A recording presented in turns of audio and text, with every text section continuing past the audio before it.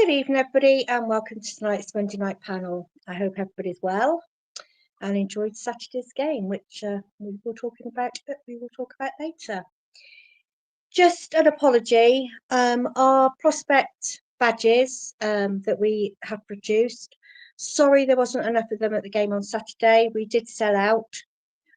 We will have some more for the next game. But if you do want any, please order them online and we will get them out to you before the next home game. And also I'll take some to Salford. So if there's anybody at Salford who would like a badge, please come up to me when you see me at Salford. Cash only, please, because I won't have any way of taking any money on the cards. So they're £4.50 and I guarantee we will have more at the next home game as well. Okay, so let's get Vic on before we start anything else, and he's got some news from various bits. So. Yeah, hi Chris, how you doing? Hi, I'm here. There is the badge, just so you know. But yeah, unbelievable response, and thank you very much indeed. Fantastic. Incredible, and we had a tremendous response when we did the Derby Rumour badge, but these are, I think these are going to be record breakers, to be honest. So, yeah, £4.50 if you buy them on the day, but £1.50 post and package, of course, if you buy them online. So we'd be delighted if you buy them, because all the money from the £4.50, I believe, Chris, goes to Prospect, doesn't it? So, that's a fabulous start. So thank you. Yeah, we've paid to produce them, so everything will go to them.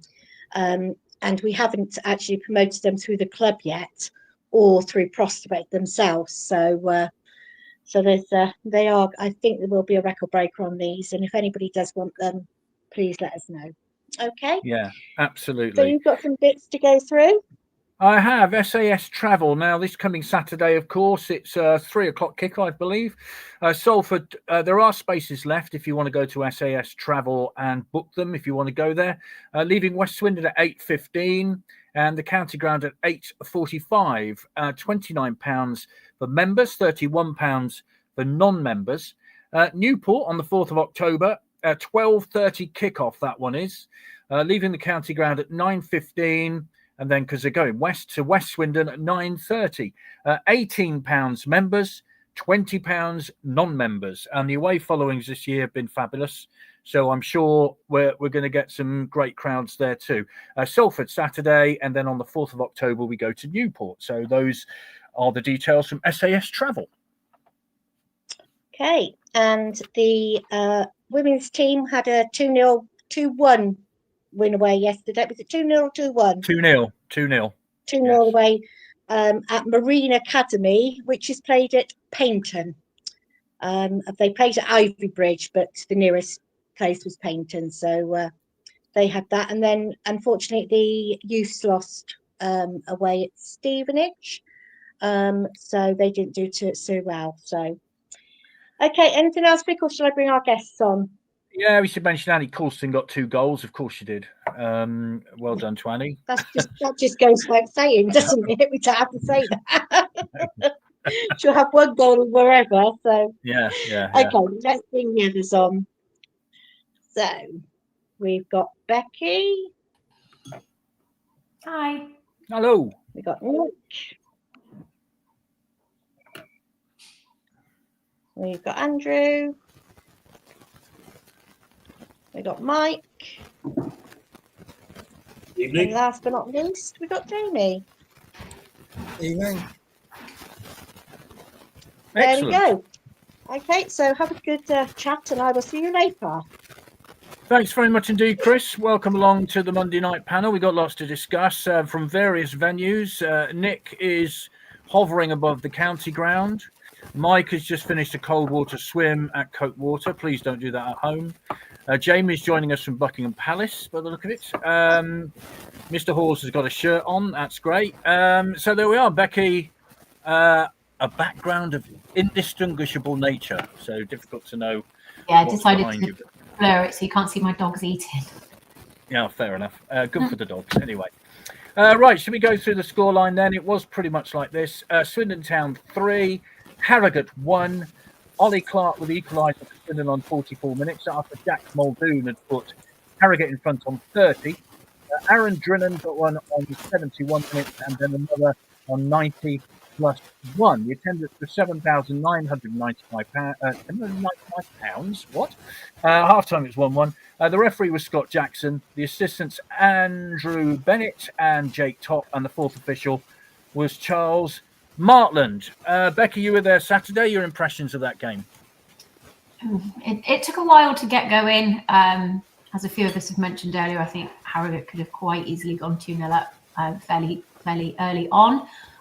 We made hard work of it. I think that's the only thing we can say. Yes, a win's a win, but it was mighty hard work. By the time the third went in, I think everybody was feeling a little bit more confident. My son was on Sky Sports checking the league tables, and he was the first one telling everyone around us, top of the league. It's September, mate. We have got a long way to go, but it's nice to be in a position where we have a little bit of confidence and actually we're enjoying a few wins. And it's not just all doom and gloom, which seems to be our last couple of seasons, really. So, yeah, hard work, but a hard-earned 3 points. Yeah, very much so. We've got a bit of rustling on in the background. I'm not sure who that is. So if you can try to mute, and then we'll knock you out 1 or 2. Beck's gone mute. Nick, can you do that? And then we'll try and work out who it is who's got that bit of rustling going on in the background. Oh, it's gone now. That's fine. Excellent. We'll just carry on then.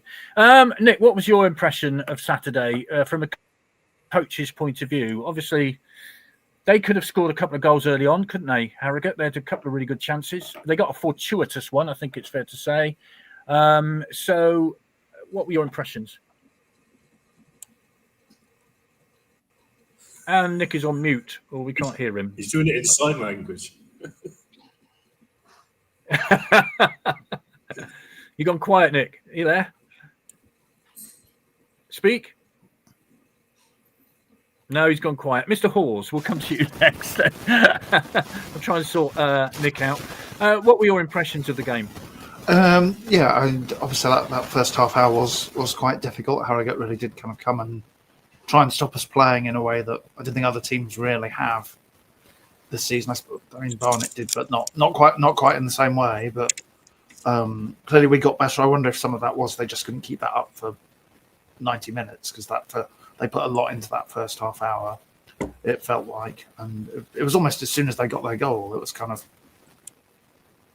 we're gonna we've done what we came to do. We've come here and gone 1-0 up, and that was and then we kind of started motoring, and then by the second half, it was all good fun. Lots of shots at goal at the end, and I think ultimately it's a job well done. We're now in that nice greedy stage where it's like we want a 90-minute performance, not just a 60-minute one. But overall, pretty impressive. And I think Harrogate gave us perhaps more than a game than we might have initially expected, but we still found different ways to deal with it.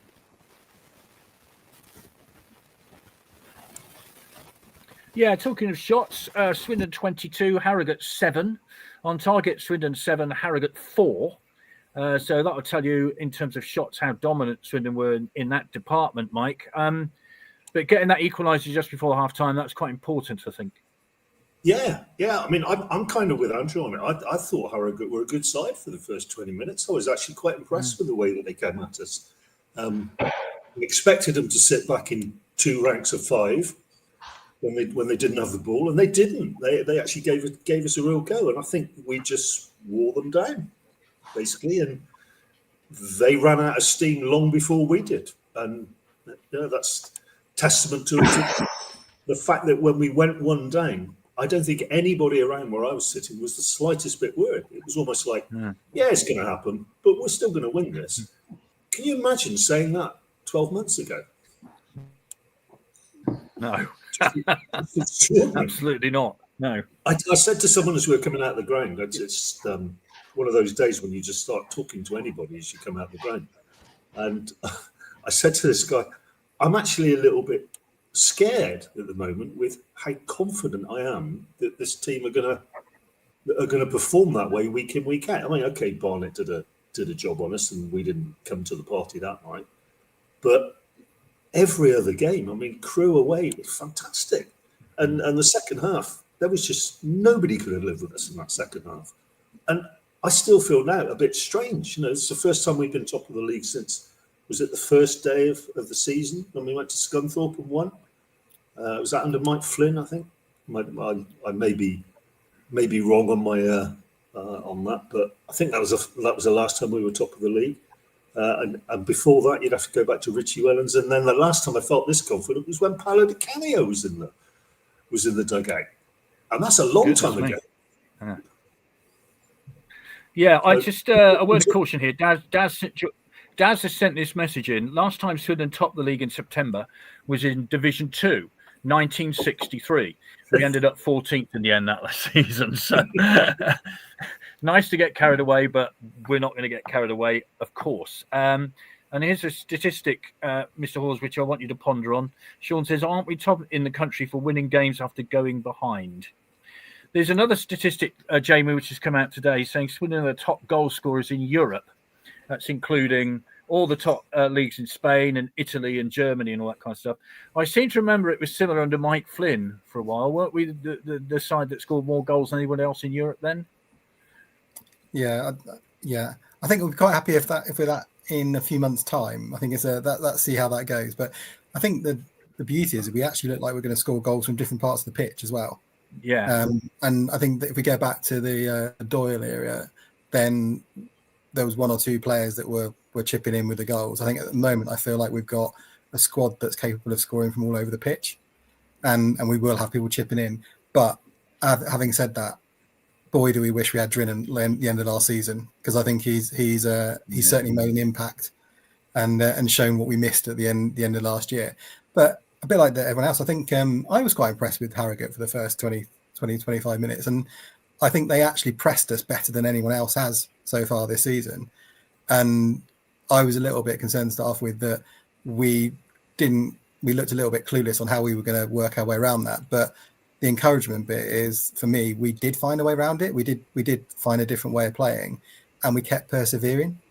And a bit like the others, I think it's a bit of a strange feeling to think we were behind, but wasn't really worried that we wouldn't get a goal at some point or score at some point. And I think the other bit for me is, look how young some of that team is, and the back line in particular, and they didn't look fazed by it. They look confident, and maybe that's a bit of the confidence that comes with youth, if you like. They're enjoying themselves, and long may that continue. Yeah, Joe Snowden really impressed me on Saturday. I thought he was terrific. Talking of goal scorers, let's run through the list, shall we? Aaron Drinnan obviously has got 6. Glatzel, Echebituman's got 3. Ollie Palmer, Tom Nichols, Darren Oldacre, Harry Smith, Joe Snowden, Will Wright, Billy Bowden. I was going to say Uncle Tom Cobley in the end, Becky, but that's a mighty impressive list already in September, isn't it?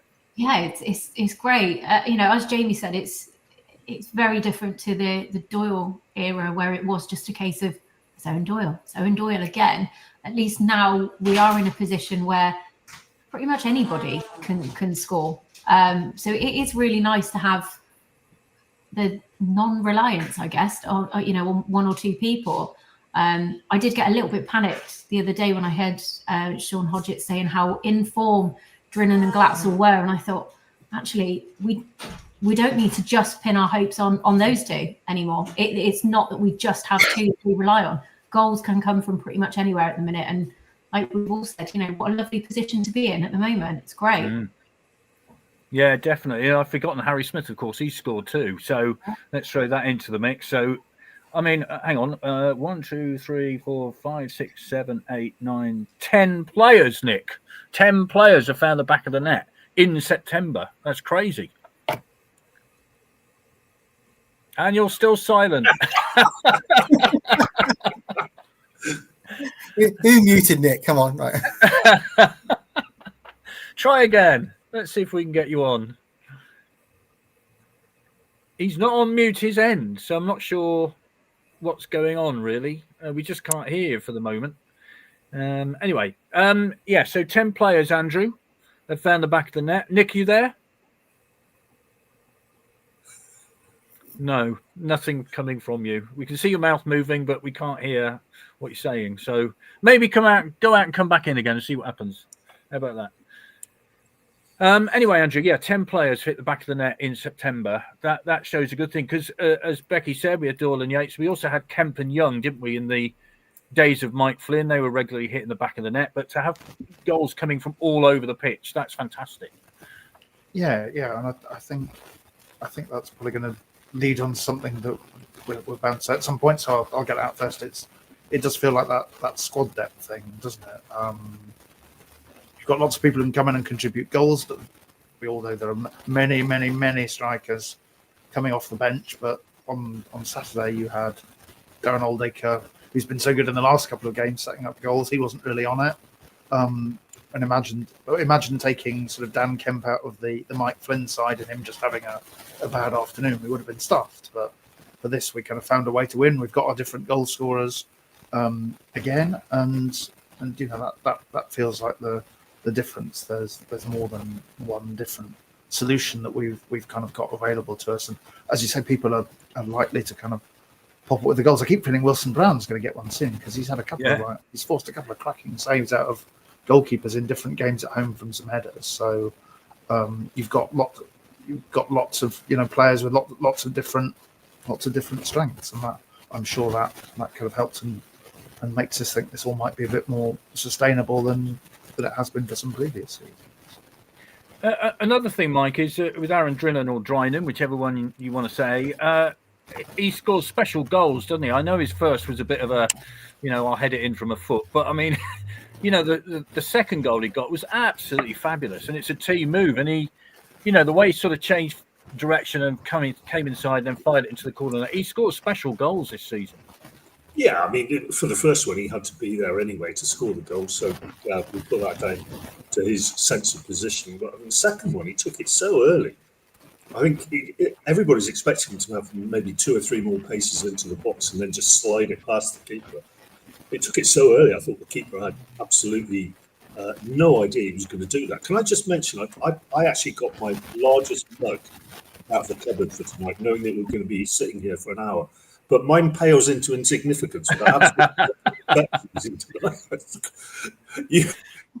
win the mug of the season. It's necessary. And actually, it's been noticed by Simon. I think he said it's bigger than your head, so it is quite a large mug. So well done. It is a very large mug, or another very large mug. Yeah. Yes. Anyway, back to goal scoring, Mike. Whilst you, in your rather pathetic mug, continue what you were going to say. I've forgotten where I was for a moment. Oh, well, yes, Nick's got a mug as well. So, Travel Can mug. we hear Nick? Can you hear me now? Yes! Yay! Oh, Excellent. Jamie, has your servant brought you a mug yet? I haven't seen any... No, I need to find better staff, definitely. Yeah, excellent. So what are your thoughts on the goal scoring? I mean, it's fun. I think that's the word I'd use at the minute, Jamie. It's fun watching Swindon play football. Yeah, and I think actually we're finding a nice balance between. I guess my fear at the start of the season was that we were getting a little bit hoof it towards Smith, and a little bit predictable. Where it does feel like we've got different options of playing different ways, and I think that's a good example on Saturday where I think we wouldn't have broken them down last season. I think if we'd gone behind, we probably would have struggled. But I think we're mixing it up nicely with different types of balance, whether it is hitting it longer at certain times or playing it into people. And I have to say, I'm impressed by Palmer. I think his ability to hold the ball up and bring other people into play is going to be a massive asset. And actually, it's a different option to bring in, whether it's in the first half or the second half. So the enjoyable bit is actually we're quite attractive to watch. I guess my one fear of that is we're going to end up on Sky quite a lot. So our early morning trips from the county ground could get quite regular all over the place. But I can see why we're going to be attractive to watch if we're going to score as many goals and hopefully not concede quite as many. But that will make it an interesting season. I don't think we're going to have a boring game under Holloway, are we, this season? Well, let's hope. Although, quite frankly, if it's a boring game and we win 1-0, so be it. On that subject of Ollie Palmer. This is from Hannah. I read an article today that Wrexham are questioning Parkinson for letting Palmer leave. They regret letting him go now. Nick, as a coach, it's very easy to sort of look at Ollie Palmer and say, he's a big bloke, he just heads the ball on. But my goodness me, he's got a lot more to him than that, hasn't he? Yeah, his touch, his hold-up play, bringing other players in. There's just so much he does. And for our level, he's quality at our level. He's such a quality player. That was a massive signing. That gives everyone a lift, doesn't it? Not, players, fans, everyone gets a lift. When you bring a player like him in with his background and, pedigree of winning this league, winning the next league and everything. So that was a great signing, that was, to give you a boost right at the end of the transfer window. What a boost that was. And are you surprised about the young players? We've mentioned them. The likes of the players that were playing defence, Wilson, Brown, Mabete, and Snowden, players like that. They've come in and they don't look young players, do they? They look as though they've got bags of experience. Yeah, I think, age is just a number, isn't it? If you're good enough. Like, I like McGregor. I think McGregor's never let us down. Yeah. So when he hadn't been playing, and McGregor being a local coming through, you love the local lad. I think he's always done well for us. I feel a bit sorry for him, so I like him playing. It's good. All you worry is about certain players we got on loan. They don't go back? I know some we've got for the season, but the odd one or two. That's why, it looks great for the team. We got bags of energy because they are so young. They give you that energy, don't they? The youngsters. Yeah, I forgot Monroe, of course, as well, from Villa, who's had a cracking start to the season.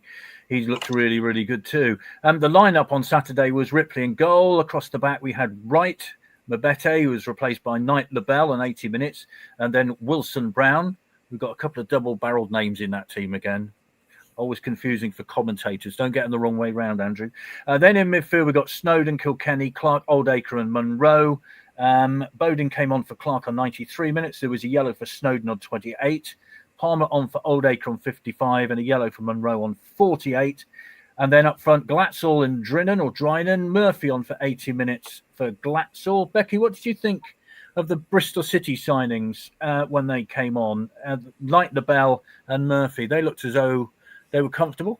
Yeah, definitely. They definitely looked like they brought a different type of experience to the side.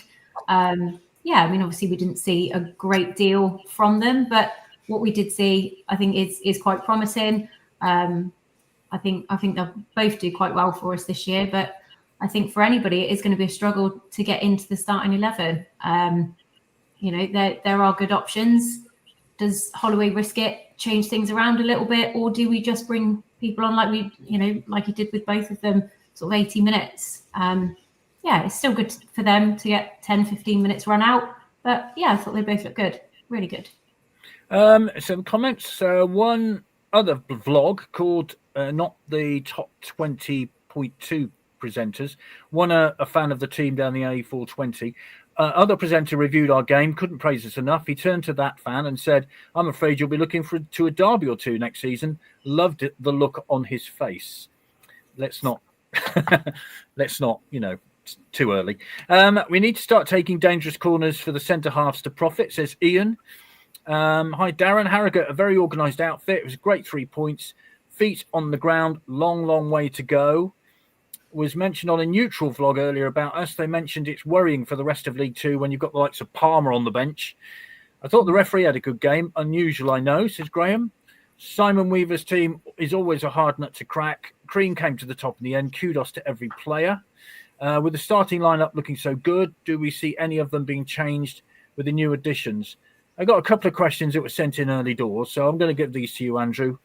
This is from Martin. Is STFC still losing money? And Kevin says, is the club being bought out? What are any intelligence on any of that?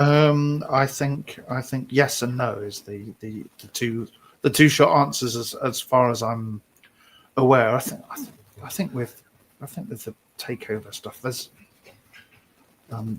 there is kind of some interest out there, or there has been interest out there, but it always feels like it's a long way from materializing into something in terms of concrete offers. So, and I see no without knowing the exact books, the club's kind of run at a loss fairly consistently, and I can't imagine why that is going to change this season, even if attendances start to pick up.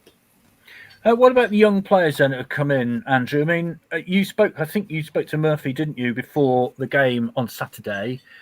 And listening to that interview, very level-headed, seemed to know what he was about. I don't know if you've spoken to Knight LaBelle yet, but, young players with that sort of attitude, good for the club. Yeah, no, I haven't spoken to him yet. Hopefully we will this week. Touch with Knight LaBelle. But yeah, Murphy seems quite sort of...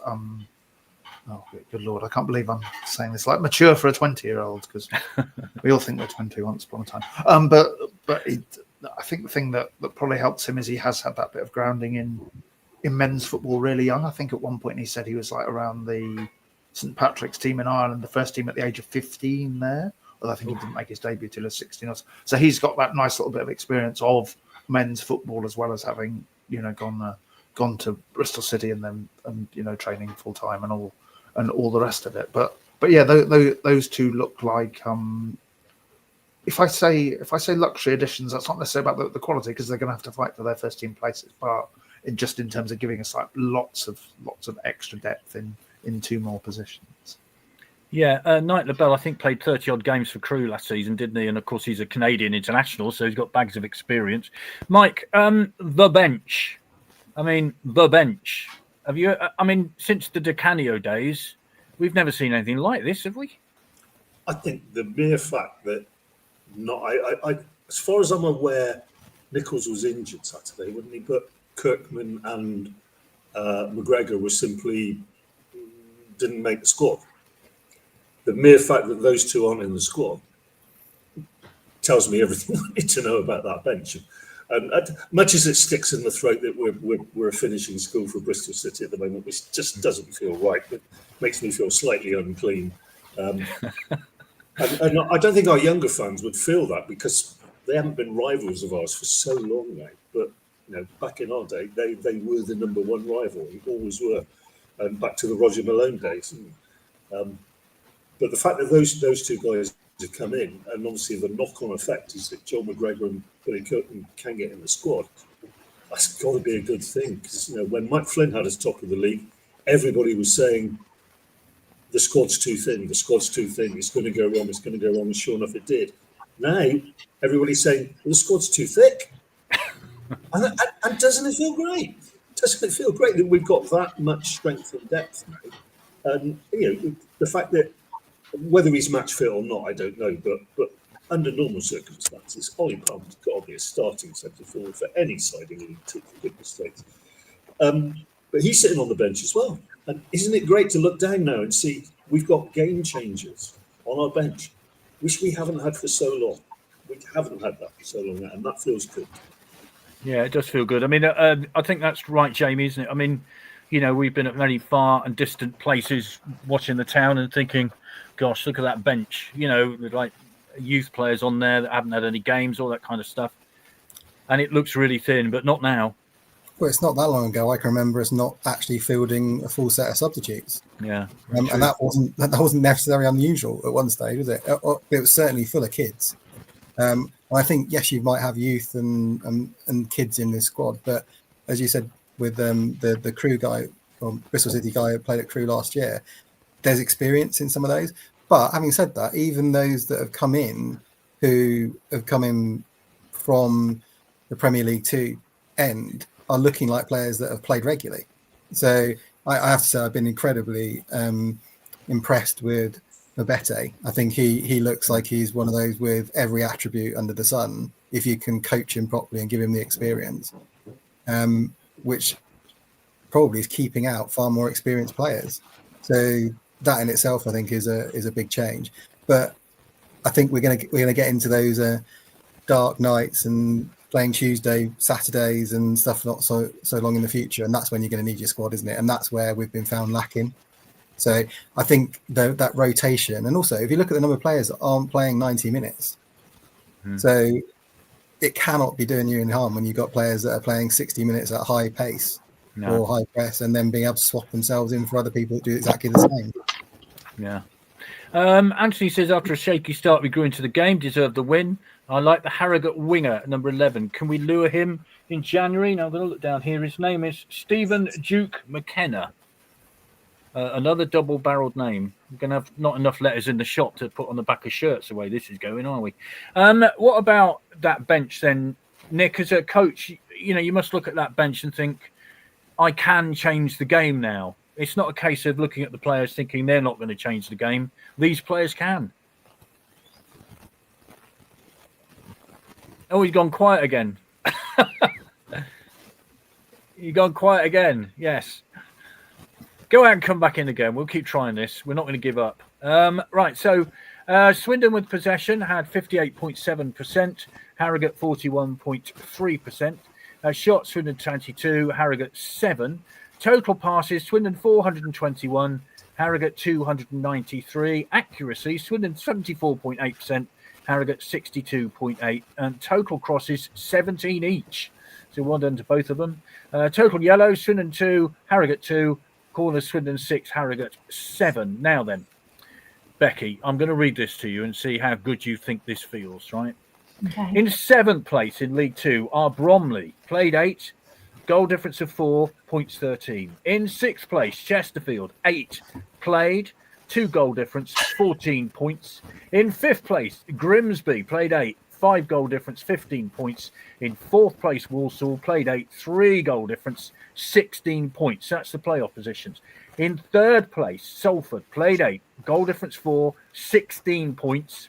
Gillingham in 2nd, played 8. 7 goal difference, 18 points.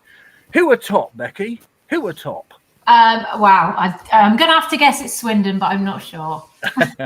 I'll ask my 8-year-old because it's all he has said for the past 2 or 3 days. I mean, it is ridiculous to go. We're in September. I remember under Mike Flynn, we were all a bit cock-a-hoop and thinking this is fabulous. And as we know, it all went a bit pear-shaped. Somehow you get a different feeling this time round. Yeah, I think you do. And actually, I did have a conversation with my son on Saturday when he got really excited and said, Mum, look, we're top of the league. I said, mate, it's September. We've got an awful long way to go yet. But I remember my dad saying to me when I was very, very young, it's usually Boxing Day. You can usually work out from Boxing Day because you never get nothing normal happens on a Boxing Day game. And if we can still be somewhere around the top 4 or 5 for Boxing Day, yeah, I'm fairly confident. But I was also really, really confident on a Tuesday night a couple of years ago at Notts County. And we were absolutely battered. That was McGoldrick again. We seem to always lose some goals to McGoldrick. Yeah, I'm erring on the side of caution as much as I would love to be as optimistic as both my children singing we're top of the league. I'm not there yet with the confidence. But ask me in January if we're still in a similar position, then absolutely I will be booking my holiday for the end of May. I'll be that confident that we won't even do and that we're going straight up. So yeah, ask me in January. Yeah, I did in the little message I put out about this tonight. I did say there may be smiling, Andrew. Are you smiling inwardly? Not saying too much, just keeping it under your hat, quite literally. Yeah, no,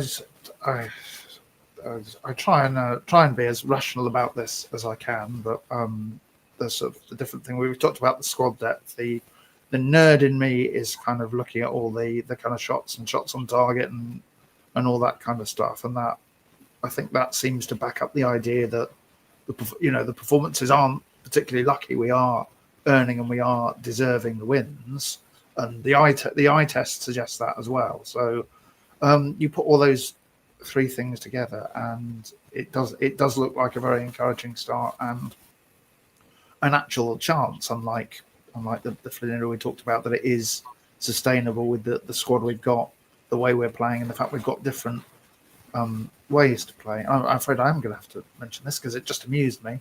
I think by the ends against Harrogate, we were using Finlay Munro in almost like classic Norway early 90s style, by we're going to smack a big diagonal, the bloke on the left side is going to knock it down, and then we're going to try and score from it. So we really can do all sorts of stuff to unlock teams. Which I guess was a bit of a thing at the start of the season. We only one style of play, but we don't seem to have that anymore, do we? We've got several. yeah, so we the defenders, we got the young defenders look pretty happy trying to do the playing out from the back, and Will Wright does. And it did look, I thought it looked like we did, whether it's conscious or not, we did go a bit longer in the second half, go up to Palmer, but then Palmer's there, it sticks, he brings other people in. So why wouldn't you? So we showed that range, I think, of qualities, and in the end it was all too much for Harrogate. Mike, Ian has introduced a note of caution: 10 wins from safety. Now, Rob, who sits on this panel regularly, always says we're still 5 or 6 wins from safety. He says that religiously every week after we've won. And I mean, I think if you ask any manager, that's their first port of call, isn't it? They want to, get enough points to make sure they're in the league next season. I've never been a manager, clearly, but I think Ian Holloway is also thinking, well, let's just take each game as it comes, blah, blah, blah. What are your thoughts on that? Well, I think already the league is sort of shaping up. You can see the sides that look good. If you watch the highlights show every week, you see the sides that look good. We're facing 2 of them in the next couple of weeks in Salford and Bromley. So we'll know a lot more about this team. I mean, Salford have had a pretty damn good start. And we've got to go there. And we'll know a lot more about this team in maybe a month's time. Because I still don't. I watched the Newport game, and I can't remember who they played. A couple of weeks ago was that they were the live game at lunchtime, and they lost. But I thought they looked a decent side. We've always been given a tough game at Newport. So going down there, each block of 3 games that you look at, there's some pretty tasty games coming up. I mean, Crewe were flying when we went to play them, and look at them now. It's going into free fall again. So let's just enjoy being confident while we can, because hey, Christmas might come along and we might be lower mid-table and all maudling and crying into our oversized mugs. But bring on the next game, which I'm sure is exactly what Holloway's doing, and the fact that he can turn out very little change in terms of the starting lineup, and we're not too worried about injuries that we've had now. We've got good squad depth. We've got players that seem to be able to rise to the occasion. I mean, just look at someone like Kilkenny. Since Harry Smith got injured, Kilkenny's looked like a world beater to me. Yeah, he's looked magnificent. You wonder whether just the way that we played with Harry Smith on the side didn't suit Kilkenny enough. And the way we're playing now, absolutely. I mean, he had a quiet game Saturday by his standards, but my word, Crewe he was world class. Crewe, and every week somebody else is stepping up to the plate, and that's the sign of a good coach, isn't it? Coach Holloway, that's the sign of a good coach. Yeah, it is good, Jamie, isn't it? I mean, I think the acid test is: are we looking forward to go and watch Swindon at Salford on Saturday? And I think the answer is yes, isn't it? And sometimes last year, it was a bit of a drudge, wasn't it? Oh God, we're away at Salford on Tuesday night. We really want to go, that kind of thing. But now you want to go, don't you? Yeah, I think that's when we've always said, haven't we, that if we're being entertained and we're enjoying watching the team, then you don't mind getting up at stupid o'clock in the morning or doing what you're doing. I think then they put out earlier that 500, 600 or so going already. Hopefully a few more will be on top of that as well. And I agree with what's been said there. I think the next 3 or 4 games we'll really know whether we've got a serious team here, because you look at the likes of Gillingham and they're just grinding out results. They don't look like they're going to lose very many. I think that's the key. In theory, I think we should be better against the better teams. We've always historically been better, and I think this is a dangerous team on the break. So I'm quite excited to see how we get on against those better teams that are not going to sit back and actually going to give us a game. Because I think if we play it right, and I've got a lot of faith in the way Holloway's setting us up to do that, I think we could be really dangerous, and we could actually give someone a real hiding if they're not careful. So that pace, that changing the team slightly away from home, I think suits us. I think where we've struggled and where I think the test is still going to be is when we've got home games, lower teams in the division, they're going to sit back and say, break us down, we come for a point. Because if you look at last season's record, it was the worst bit was against the bottom teams, wasn't it? That was what cost us. So can we get through the Harrogates? Can we get through some of those lower teams and then have a go? Let's have a go on Saturday at Salford and see what happens. Yeah, Morecambe, of course, we lost to twice, didn't we? We lost to Harrogate. Yeah, you're right. I mean, it was the lower teams, and you would have expected to have picked up something, which they didn't. Nick, I mean, what's been Coach Holloway's strength, if I might use Gus's phrase? What is his strength, would you say? Oh, can you hear me? Yes. Oh. I would say his strength is the way he seems to be keeping everybody happy. He's, every player wants to play for him. He's keeping the squad looks a happy group. And he's told them straight, you're here, you're on a contract, you're here to play for Swindon Town. You're not starting 11, it's the whole squad. And they're all buying into it. And he's making subs, everyone's coming on and contributing. It's, like we said earlier, like Mike said earlier, McGregor and Act weren't even in the squad on Saturday. It's just incredible. But I think that's his best thing, his man management. Everyone seems happy and want to play. And not moaning when they're not playing. Well, in his conversations with Andrew, he makes it perfectly clear what he thinks about players who moan, isn't it? I mean, it's pretty simple what he thinks. Yeah. I mean, what are the strengths of the players he looks for, do you think? I mean, he likes characters, doesn't he, clearly? He likes honesty. Yeah, he likes fitness, doesn't he? He's in like his fitness test you got to do before you get there kind of thing. So he's into the fitness, the running, and a lot of that's a lot of the game now is, closing down in the top half of the field, winning it back early, like the 6 seconds, you got to win it back in 6 seconds. So fitness is a massive part of his regimen. You've got to be quick, you got to be running, you got to be working hard for him. And as a fan, that's the first thing you want. You can have a bad game, but if you're working hard, fans will always love you, won't they? They never give up on you. You're working hard. So you can see that with his fitness test. That's his top priority, is the fitness levels for the work rate. Would a player like Glatzel fit into that mould? Because he's not one who grabs the headlines all the time. He's got some goals this season, works his socks off. He'd fit that mould, wouldn't he? Yeah. And that's why fans love him, doesn't he? Because he never stops running. So when you're having a bad game, you can still see him working. He works so hard for the team. So it ain't about him, it's about the team. And he's always working so hard. So fans love him for that reason. Because, other people, if he didn't work as hard, they'd probably have a moan. Because not being horrible as a striker, you're really governed by the goals you score. And as a striker, they know that. They know that that's what they, fans can say you're having a good game. But deep down, I bet you last year when he didn't score, people were saying about, I bet you deep down it affected him because he wants to score. As a personally, no matter what the fans say, oh, you're working hard, we love you. But as a striker, you got to score goals. You want to score goals. That's what you're there for.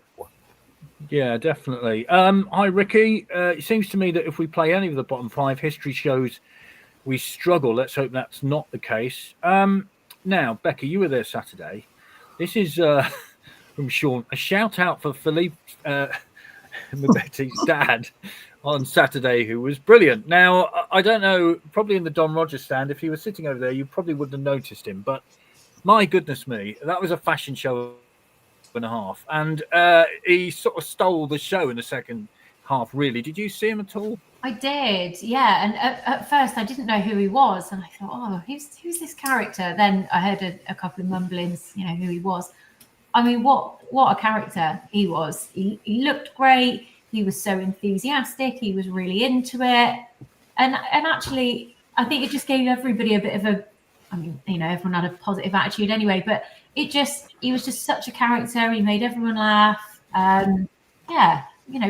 What a nice guy to have around. I mean, you could tell he was probably a player's relation just, because of his serious enthusiasm. But yeah, I mean, what a character. I'd love to see him at a few more games. Yeah, it was interesting when the game was over. Mbetty came over to him and kind of smiled in that. What? Yeah, I did say, what have you got on?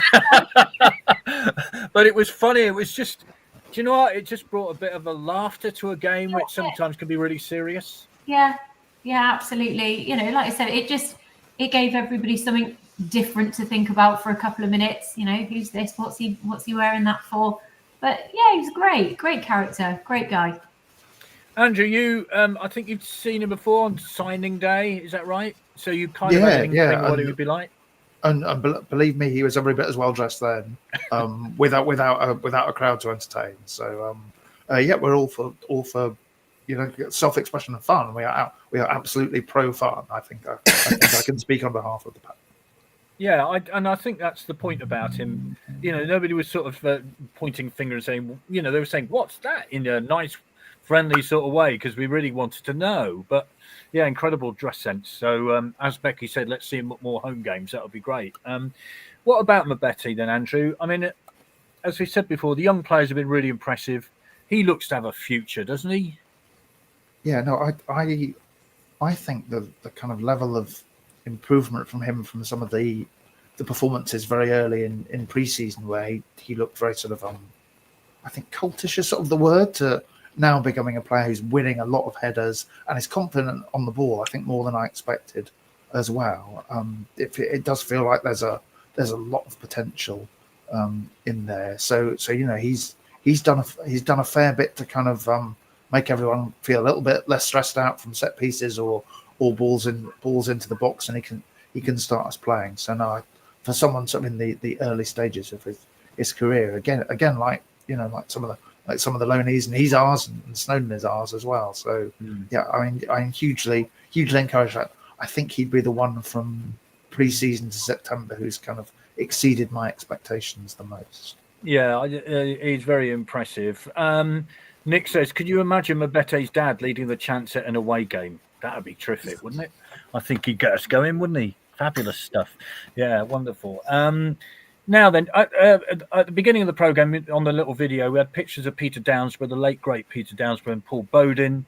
It was their birthdays on Saturday. How was the birthday boy, Mr. Hawes? Was he in good behaviour, Mr. Bowden? Yeah, no, he was very jovial. He enjoyed some cupcakes at half time, so all was well. But yeah, I think he's enjoying watching us play and getting the chance to see Billy so often as well. Yeah, did you provide the cupcakes, or were they provided from elsewhere? I did feel the need. I couldn't resist, and also if you buy 4, you can have 2 yourself and not feel too greedy. No, fair enough. That's very good. Winning makes confidence, says Kevin, which is very true. And I guess, Mike, that's what they're doing, isn't it? Are they playing with confidence at the minute, would you say? Yeah, they're playing with as much confidence as we're holding, sitting in the Arkles watching it. Yeah, I couldn't fault, I think, anybody at any stage Saturday. We went goal down, their heads didn't go. They kept doing what they were told to do, and they knew they were doing the right thing. What you're just mentioning about Mabete's dad leading the chants, you remember a few years ago we used to have Yasser Kasim's dad sitting just in front of us a lot. And he wasn't quite so flamboyant in his dress sense, but every time Yasser Kasim did something good, he'd turn around and shout to us, "That's my boy, that's my boy." And then when he scored at, was that brilliant goal that was set up by the Bristol Rovers loanee at Bolton? Yeah, Charlie Colquitt. Scored, yeah, and Yasser's dad jumping up and down, kissing everybody in the crowd. Marvellous. That's how it should be with a parent watching their son play football, though, shouldn't it? I remember Namdi Offerball's family sort of occupied half of a block at the Arkle stand as well when he made his debut last season. So it's great to see. Confidence, Jamie, are you feeling confidence emanating from the pitch?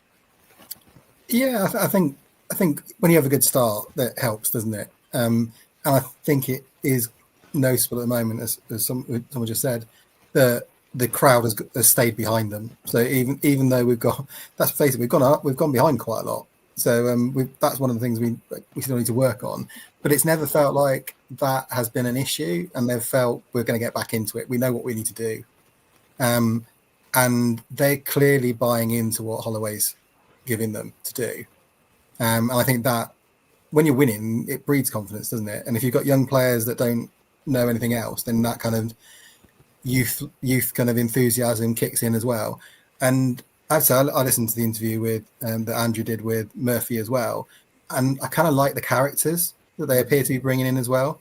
And I thought it was quite noticeable that Holloway said that the 2 Bristol guys, it was about the character and about the impact they could have on the squad as well, because that breeds confidence, doesn't it? I think we've had, over the last couple of seasons, we all know there's been cliques, and we all know there's been bits and pieces in the dressing room that we've picked up from fans forums or dinners or whatever, that there were clearly little pockets of players that were with each other rather than a whole squad, it would be just really nice to go an entire season where the squad are singing from one hymn sheet and they're all in the same place. Because I think that's the key to getting promotion is you've got that togetherness. And fingers crossed, touch wood, it feels like that is a good sign at the moment. Hopefully it continues. I think because we'll be top up till at least Saturday, we can all enjoy this. I mean, hey, it's September. Let's not get stupid, but let's just enjoy it for this week because that's where we are. How do you put confidence into a player, Nick? How do you do that? And does winning make you confident? What is that magic formula? Yeah, well, winning definitely does, and how you win as well. And like Mike said, they just said about, we're coming from behind a lot. So going behind now, you don't drop your heads. You think, well, that's the norm now. We come back and we still win. We don't have to. Before, you go behind. You're thinking if you couldn't score goals, where are we going to? Where are we going to go from here? But now we're so confident. You go behind. No, you don't see no one in the crowd really moaning about it. It's just all right. Then we're still going to win the game. I think we got a really good. I thought we had a decent squad personally last year. I thought it got better when Holloway came in, and in the summer we've added more players to it, and it's just looking stronger and stronger. Yeah, touch wood. All the signings he's made have made an impact as well, which is a big thing for a coach, isn't it? Yeah, it's obviously all right. We say he's experienced and he knows a lot of people in the game, so he's done his own work and he's got his. And it's worked for us. Sometimes they don't work. You get these, every club, they get signings in, sometimes they don't. But it seems to be working for us at the moment. And the beauty of it, like we're saying, is the strength in depth. It ain't just to start in 11. It's to start in, 20 we've got. And that's with 2 out injured, 3 or 4 youngsters on loan, out on loans. And that with, was it Tavor going now to Bath for a month? Hopefully that'll give him if he could score a few goals here, come back with a lot of confidence. And he must be going there with loads of confidence because Holloway's always praising him up, saying, look, I don't have to teach him how to score. He scored goals. He knows where the net is. I just want him to get games because he's struggling with what we've got here at the moment to get in. So he must be going there with loads of confidence. And he wants him, like he said, I want him in the local club so he could train every day with us and still go and play with them. And stuff like that. He just said, go wherever you can and get out of here. No, he wants him in training every day. So he must be going there with bags of confidence. And if he could score goals there, you think, God, well, he's going to come back flying. Yeah. I did want to mention on Saturday, not only did Swindon go top of the table, but Somerset won the T20 Blast with a magnificent run chase against Hampshire. I just thought I'd throw that in. And if you're remotely interested, their county championship match against Hampshire today was washed out because of the rain. But it was a great sporting Saturday. That's all I can say. Up the Siderman and well done the Reds. Fabulous. Right. Winning makes confidence. We've had that one. Keeping the core of the team is massive, said Kevin. And Adrian says, what happened to Butterworth in the half-time warm-up? Went down for ages. Now, I'll come back to you in a minute, Becky. But did you know about this, Andrew? Because as I understand it, the ball came through the spray and hit him in the face. And he was down for a little while getting some treatment. Is that right?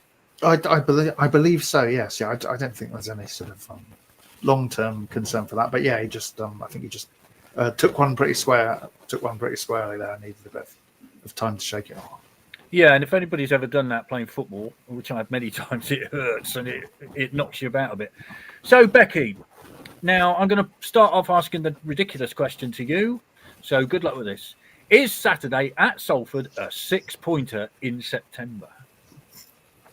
Why'd you have to ask me first? That puts pressure on me. I am the pessimist, but my dad and my dad's best mate, they've been going to football for 50 years together, and they both do scores as they're driving up, and me and my son will ring them and say, what do you think this weekend? So if I say no, my dad is going to be ringing me in a minute saying, what are you saying? So I'm going to say yes, very tentatively, but yes. Fair enough, Mr. Please don't everyone else not back me up now that I've said that. Yeah, we'll play it next week and see what happens. What about you, Mr. Hawes? Is it too early to talk of 6-pointers? Yes, I get if we're being purely rational, yes. But I think Mike sort of touched on it. It's I think it's good. It's a good test of sort of where we are. I think we can kind of put it like that. And so looking at Salford, they do score quite a lot. But I think they do give up quite a lot of chances as well. So hopefully that kind of works in our favour, given the potency of the attack. So I may jinx it and say there really should be goals. 0-0 it is then. Knight LaBelle will have a bit of intelligence, I would imagine, too. I know he was at Crewe. What am I talking about? Duh. Sorry. A bit of a senior moment there. Is it a 6-pointer, Mike? No, but it's a game that we don't want to lose. Right? I think also there's another stat that I can throw back at you. We've now scored 3 goals in each of the last 4 games. And the last time we did it over 5 games was in 1962, apparently. When we got promotion. I just read that stat. Now, 1962 was a particularly good year for a number of reasons. Without giving anything away, that was my year of birth. So I think we're going to score 3 goals again on Saturday, and we're gonna equal that record from all those years ago. 32 years ago, wasn't it? 1962, I believe. I think I was 22 on my last birthday. So. Is Nick just falling off his chair? I'm not sure what he's doing, to be honest. No, someone's knocking on the door. I've got something arriving. It kind of reminds me of one of those television programs from the 1980s when they did that. Is it Max Headroom? And he kept sort of moving about. So he's gone to the front door, I think it's fair to say.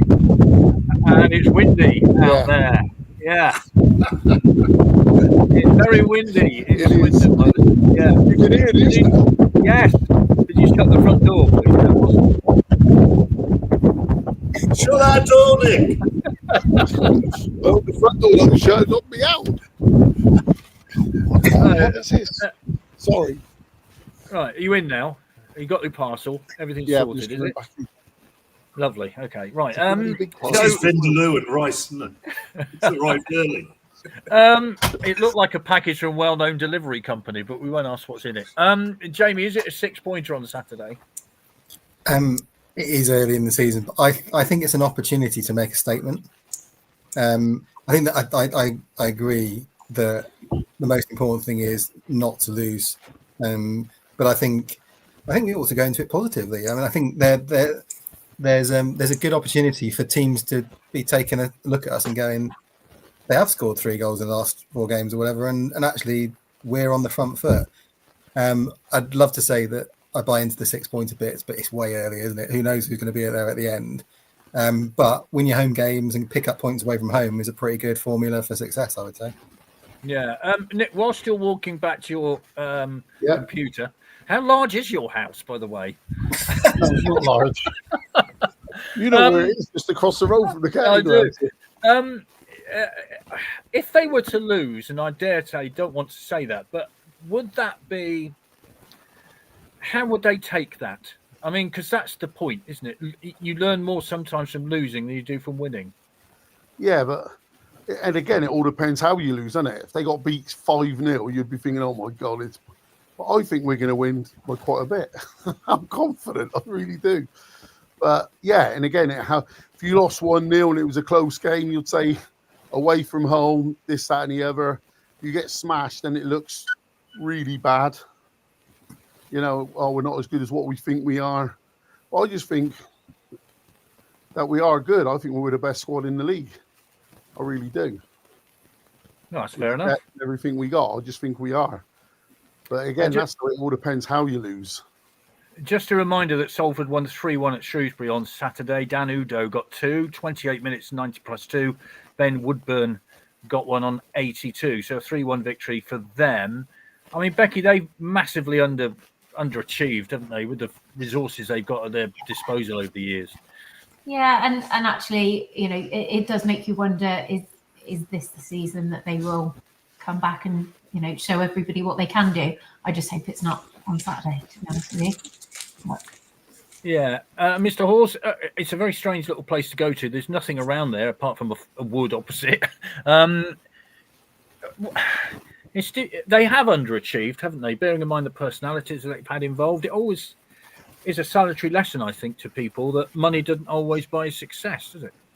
Yeah, no. It feels like they've certainly been able to go out and get good established League Two players. I think Brandon Cooper's just come in there. He did well in his Swindon loan spell as well. So they've certainly got a squad that kind of knows its way around this level. But yeah, it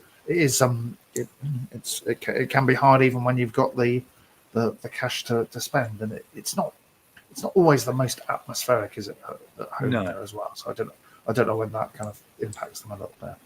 Very strange seating system as well, because they sort of start at A1 and it just goes round and round and round like that, and it takes ages to work it out. But anyway, we get there in the end. Right, I'm going to go around quickly and get some scores. Mike, what do you reckon Saturday? 2-0 win. 2-0 win. Jamie? 2-1 win. 2-1. Nick? 4-2 win. By the way, could you nip round to the chip shop on the way in a minute when you finish? That's just around the corner. Becky, what's the score? 2-1 win. 2-1. Andrew? Well, I've got to say win now, 3-2. And who's joining you this coming day? Saturday? Well, there are some negotiations going on, but hopefully we've got a new face coming in. So TBC. Can you? A certain father for a player. No. That would be good, but I know, albeit briefly, a part of a promotion-winning squad. So there we go. Okay, right. And from the northwest, obviously, because Mr. Smith is not available, unfortunately. Okay, well, we'll spend the rest of the evening trying to work out who that is. It's already mulling over in my head. Thank you all very much indeed. Thank you, Nick, for the entertainment just now. That was extraordinary, the way you did that. So thank you. And we'll be back next week, Chris, with a very special guest from a very far away country. We certainly will be. He's from Qatar, and it's Nick Summerby. So unfortunately, with the time difference, we have to go out a bit earlier.